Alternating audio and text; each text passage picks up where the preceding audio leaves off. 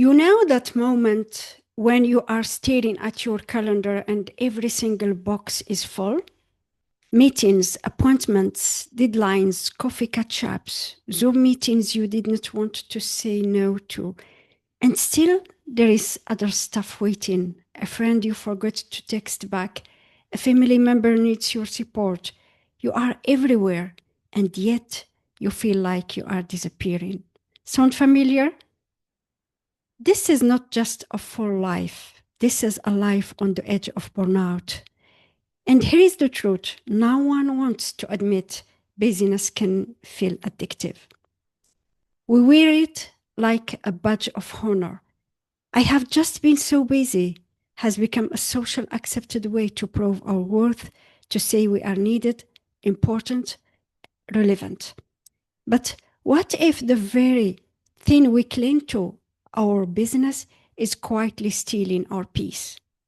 Today on Wellness All Seasons, we are diving deep into boundaries, the invisible lines that protect our time, energy, and inner peace. If you have been feeling stretched thin, always saying yes when you wanted to say no, and wondering how to reclaim your space in a noisy world, this episode is your invitation to pause, reset, and protect your peace. Hi, and welcome to Wellness All Seasons with Mina podcast. It's a holistic approach to women's well-being. We explore how to embrace wellness in all aspects of our lives, regardless of the season we are in. This podcast is for you if you are a busy woman seeking a happier and more balanced life. I'm Mina Qandar. My mission is to provide wellness strategies and actionable tips to help you thrive.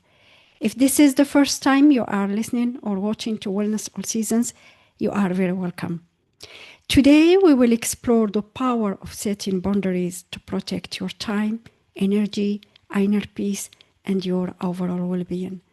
So, my friends, grab your favorite cup of tea or a smoothie, find a quiet space or go for a walk, and let's dive in.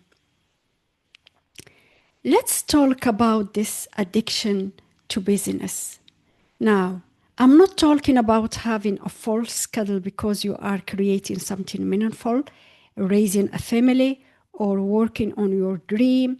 I'm talking about habitual busyness, the kind that keeps us distracted from ourselves. It's easy to stay busy. You don't have to feel, you don't have to deal, you don't have to confront the discomfort of stillness or the pain of past wounds. You just go, go, go. Psychologically, busyness triggers dopamine. Every time you tick a task off your list, your brain gets a little reward. But over time, we need more to feel accomplished. We start to equate being overwhelmed with being successful.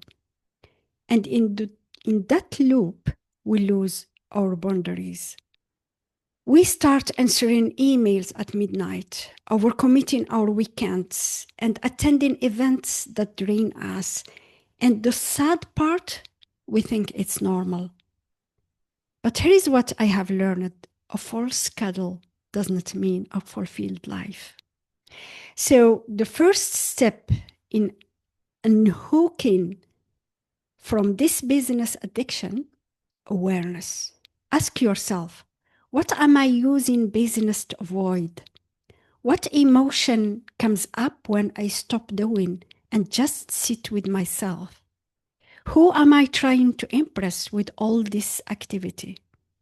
These questions are the beginning of the boundary journey, my friends. Let me ask you something personal. Have you ever said yes when your entire body was screaming no? Maybe a colleague asked for help on a project you did not have time for. Maybe a friend invited you to something you did not want to attend. Maybe your family expected you to be available and you said yes. Not because you wanted to, but because you felt guilty or afraid of disappointing someone, or because you have been conditioned, especially as women, to be agreeable, accommodating, and nice. But here is the cost of all those small reluctant yeses. Resentment builds, burnout creeps in, you lose touch with your own desires, with yourself. People pleasing is often mistaken for kindness. But here is the difference. Kindness comes from overflow. People pleasing comes from depletion. One honors both people. The other sacrifices one for the comfort of the other. So the next time you are about to say yes, pause. Ask yourself, am I saying yes from love or fear? If it's fear, fear of rejection, conflict, or being judged, then that's not a true yes. That's a self-abandonment. You don't owe anyone your exhaustion. My friends, let's discover the power of no. Let's reframe it. It's not rejection, it's redirection. It's not unkind, it's honest. It's not selfish, it's sacred. In both your personal life and professional world, no is a full sentence. But I get it. Saying no can feel terrifying, especially if you are not used to it. You worry, will they think I'm difficult? Will they stop inviting me? Will I lose opportunities? Let me offer you this. Every no to someone else is a yes to your well-being. Think of no as a boundary that creates room for your best yes. And you can say it boldly and kindly. Here are a few examples. When you wanted to say no without guilt, the delivery matters. You don't need to over-explain or apologize for your limits. Here are some powerful examples. I wouldn't be able to give this the attention it deserves. Thanks for thinking of me. I need to decline this time. I can't take this on, but I can help you brainstorm someone else who might.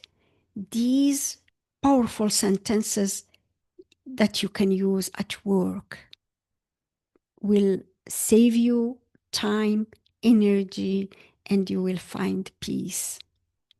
In your personal life, you can say, I really appreciate the invite. I'm prioritizing rest this weekend, so I will have to pass. That doesn't work for me, but I hope you have a great time. I need to say no so I can honor other commitments I have made. Now, notice something? You are not rude, you are clear. Because clarity is kindness. When you state your boundary without guilt, you teach others to respect your limits. You also model for others what healthy boundaries look like, especially those who struggle to set their own. One of the simplest tools that creates the biggest shift in your energy, tiny pauses. I call them micro boundaries. Those short moments between impulse and response, where you choose intentionally instead of automatically. Here is how it looks. Before saying yes to a request, pause and take some minutes of reflection. Before replying to a triggering text, step away for a few minutes. Before agreeing to plans, say, let me check my calendar and get back to you. This pause gives your nervous system time to regulate. It moves you from reactive mode to responsive power. In those small pauses, you find your voice. In those small pauses, you honor your needs. In those small pauses, you reclaim your peace. Don't underestimate the power of these pauses before a decision.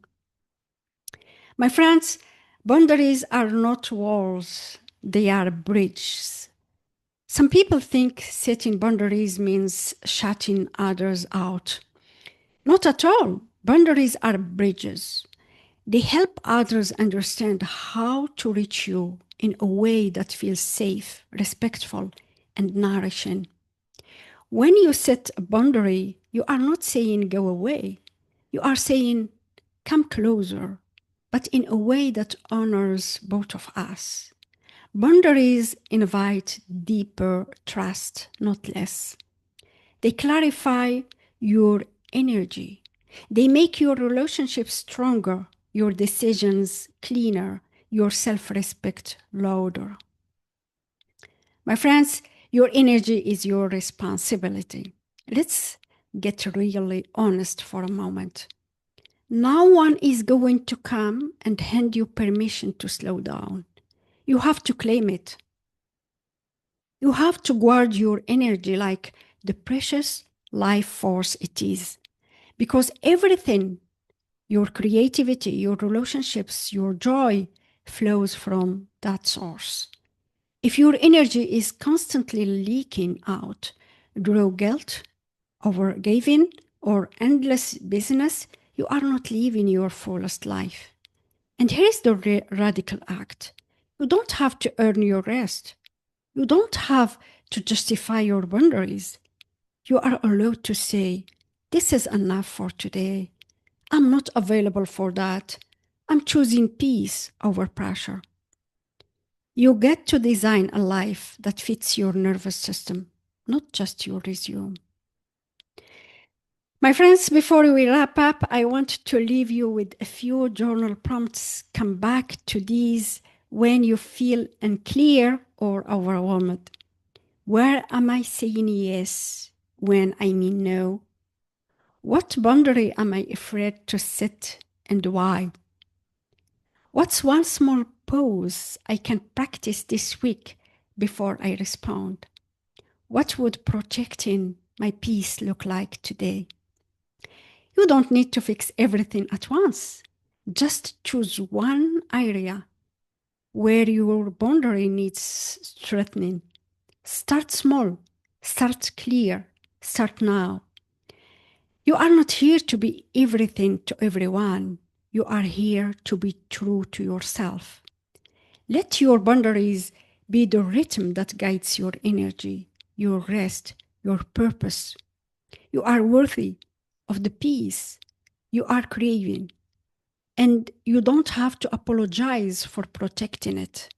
My friends, you don't need to figure it out alone. Reach out to me and let's do it together. Until next time, stay well in every season of your life. If you found value in this episode, please subscribe, like, comment, rate, and leave a review on Apple Podcasts. Share this with a friend. Download my free ebook. The link is in the description. Thank you so much for joining me on Wellness All Seasons. Remember, setting boundaries is not being difficult. It's claiming your time, energy, and inner peace. If you like this episode, you will like the next one.